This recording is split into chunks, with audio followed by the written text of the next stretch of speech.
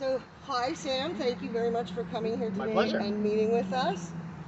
First, I'd like you to explain why you're running in our district now Yeah, for council. yeah. So I've been the counselor for the last 8 years on the other side of O.B.R.A Lake Road, and so Okay. now the two districts, Dartmouth North, is getting back together again, and so this section that was in District 6 is now getting added on to District 5.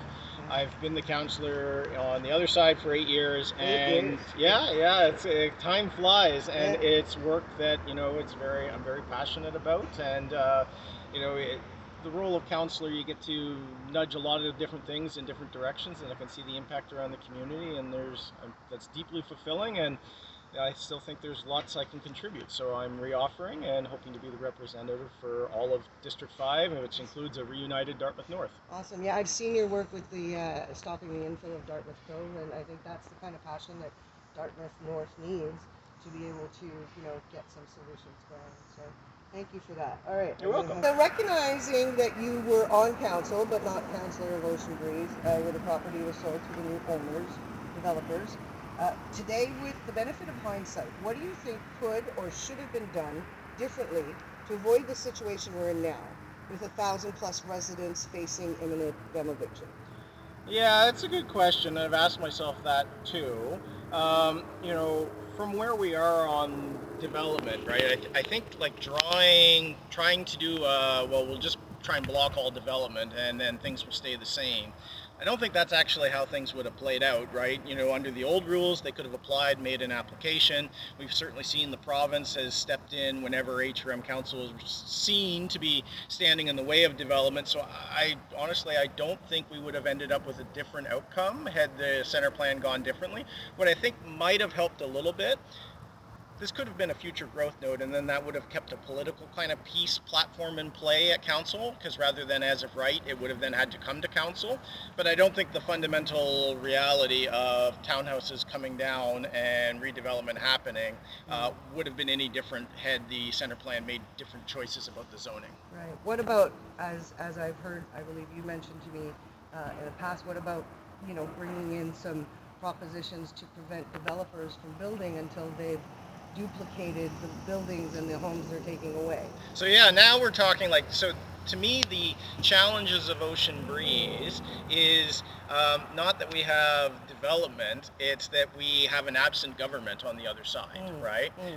We do not get affordable housing by expecting the private sector to provide it, right? At $400,000 per unit, it's not a can't, it's not a won't, it's a can't, right? The economics don't work. The way we get that to work is the same way that we pay for all public goods, whether it's hospitals, roads, schools. We use the collective, right? Tax money. I on Tulip Street should be helping to pay for affordable housing through my taxes as much as everybody else in the community, rather than expecting it all to be done basically on having 20, for-profit units subsidizing 10, non-market units. This is the role of government, and where we've gotten to in a society is we stopped building public housing. We just gave up on it. I'll agree with that, but I do think that there's a certain civic responsibility, because sure, you can make taxes from this kind of development and stuff, but it's also going to cost you if people end up in services and need to get, Yes. housing and get on lists and end up in, tent encampments. This is going to cost the city as well. So foresight is hopefully moving forward what we're going to see. Yeah, so to me, it's public housing, it's having a right of first refusal, the way they do in Quebec, where the public housing agency could potentially acquire units that are coming up for sale. It's these kinds of things that are needed and that have been non-existent on the government side. Definitely agree with that. So a follow-up question here is, for example, with regards to working with the private sector nonprofits, is there a role you can play to secure collaboration with the new owners to ensure that there will be affordable units built in the new Ocean Breeze that will be made available to current residents before they are evicted?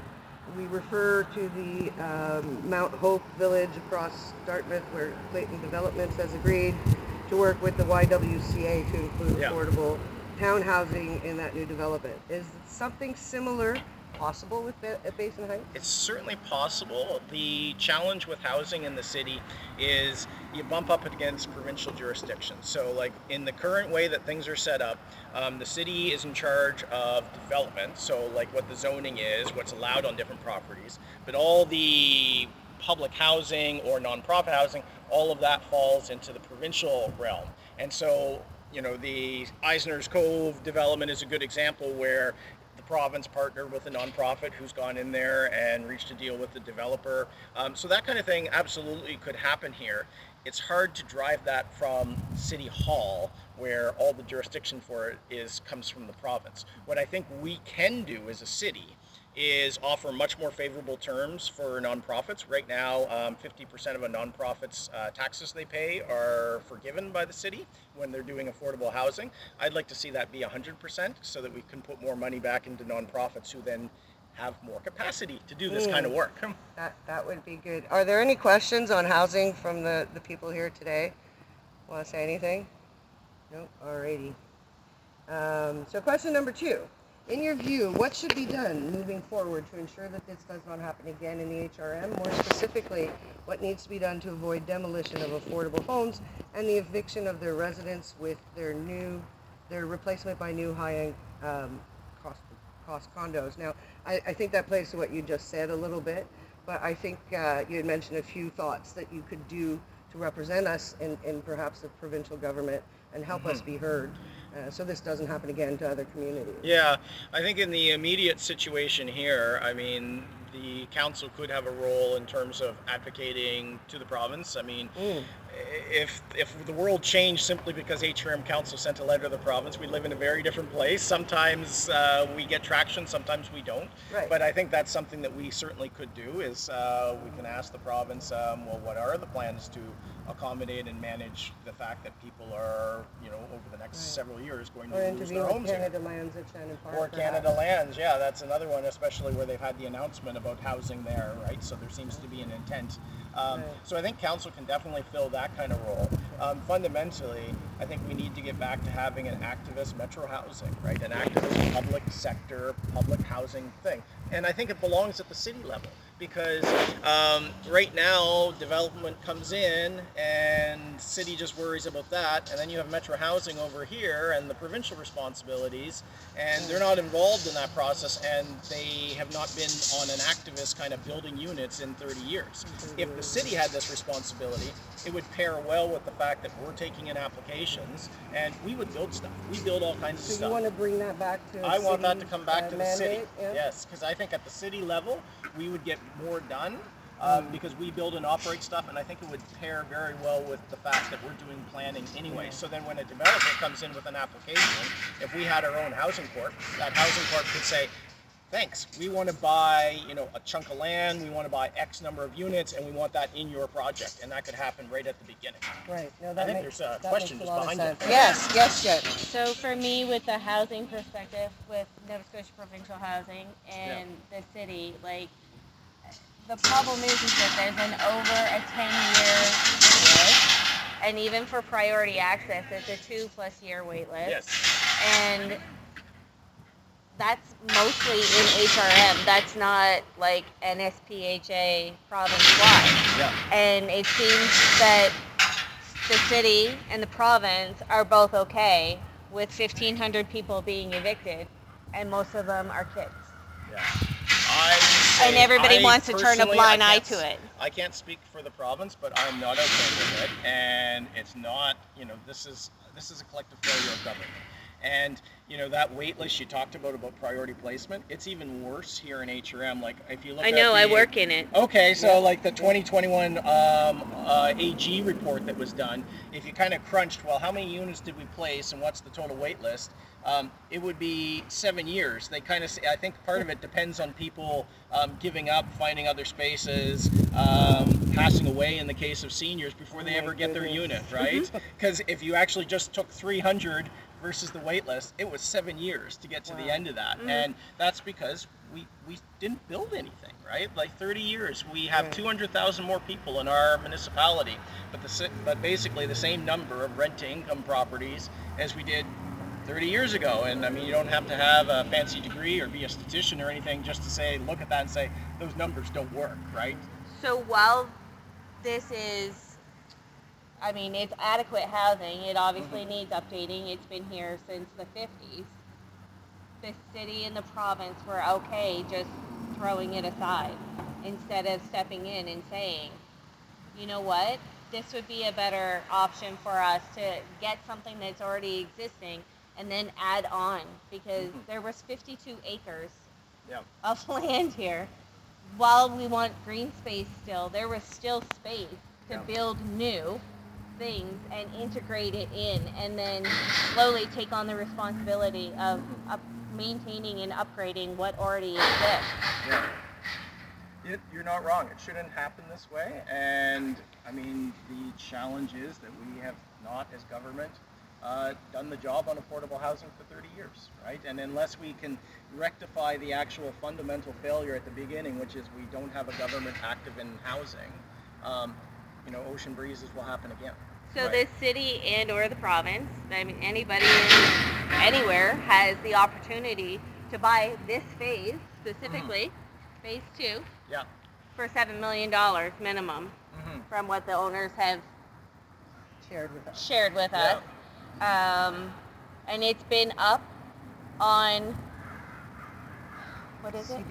CBRE. The commercial real estate. It's been up on CBRE probably for 9 months now. And it's still there. So right now, the way it's set up in government is the city doesn't build housing, right? I think that fundamentally that's what we need to change, because they could buy the land though. We have not done any of that kind of thing, right? Like that belongs with Metro Housing and the nonprofits. The city doesn't have any of that, and to be blunt, like our dollars are very stretched, right? The province, the mayor describes the situation on housing very well in terms of the feds have the money, the province has the responsibility, and the cities have the problem. And Nova Scotia residents have the highest taxes, home taxes, right? Property taxes. So, I mean, this is a big...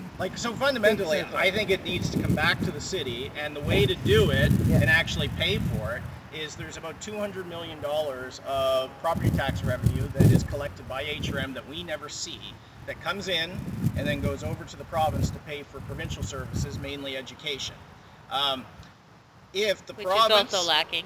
Which is also lacking. If the province were willing to hand us affordable housing, the easy way to pay for it would be to also have them agree to stop deducting that, because then we would actually have the funds to do something, right? There's no point giving us housing unless it comes with the actual resources to make a go of it. Absolutely. Right? Because otherwise we're just repeating the same mistakes of 30 years. Right, and I think many of us understand it's a provincial problem to solve, but I think city has a role. Having the city, write that letter, right, is a lot stronger than having us, little Ocean Breeze Residents Association, sending a letter. So we need that kind of representation, in my opinion, in council. I'm glad to hear that you say that you didn't, the government itself as a body did not live up to what they're supposed to. And I think a lot of people here want that admission, because obviously we are the product of no foresight for this situation. We're just going to add to the 1,200 homeless that already exist. It is, yeah. So again, question number 3 and the last question here is, what do you propose to do now, presuming you will be reelected as councillor for District 5, if you are, to try and ensure that the 1,000 plus residents of Ocean Breeze do not end up on the streets or in encampments in the coming years? So the city doesn't have an immediate lever to pull here, right? Like, it's an engagement piece with the province. But won't you be if we end up on the street, aren't you responsible for that? We end up responsible for that, yes. So I mean, third of the people I spoke to if you end up in a park, right, it's the city's situation that is then dealing with it. But, the city cannot fix this problem on their own.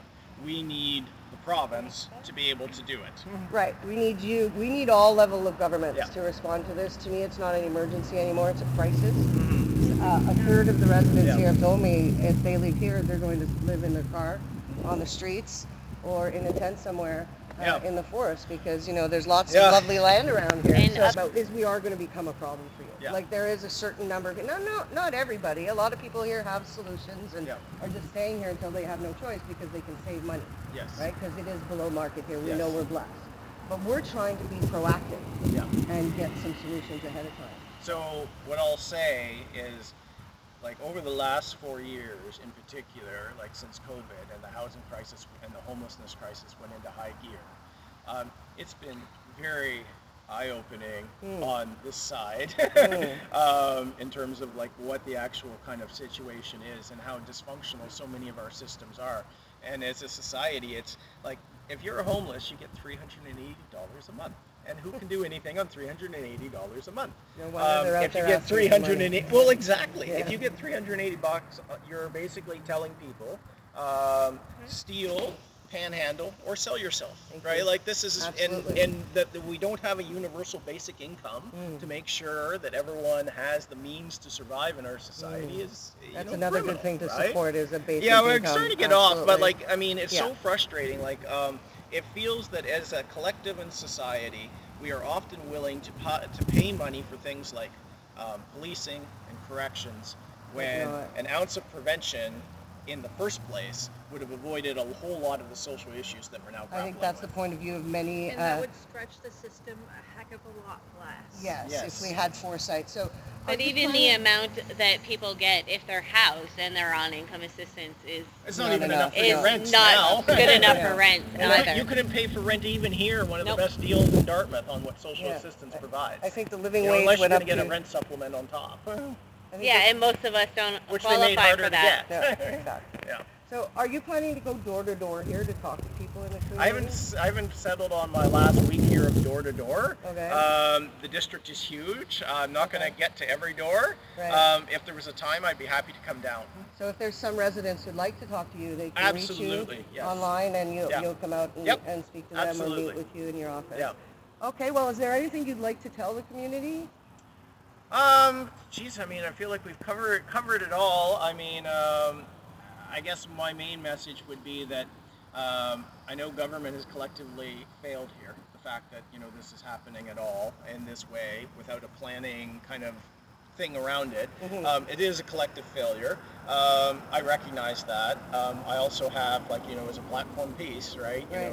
Pieces that are aimed exactly at this situation, such as getting public housing back to the municipality, where it will actually be an active, not just a passive, metro housing authority. Enforcement. Yeah. Getting funding for nonprofits in terms of tax relief, and pursuing no net loss provisions.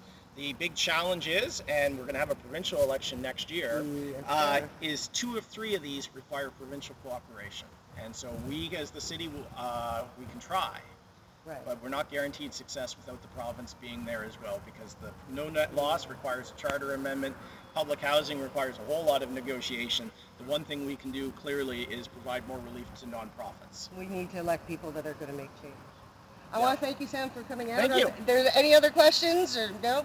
I also want to say this used to be Jen's home. Jen here, Yeah. who was asking some questions. She used to live here and got relocated. So Elsewhere right in down here, Down yeah, to at the 4 bottom. bedrooms, but again, like everybody else, we have no idea what How the long? Yeah. time frame is. Yeah. So it's a little emotional when we come up here, but we tend to come up here and check it out all the time.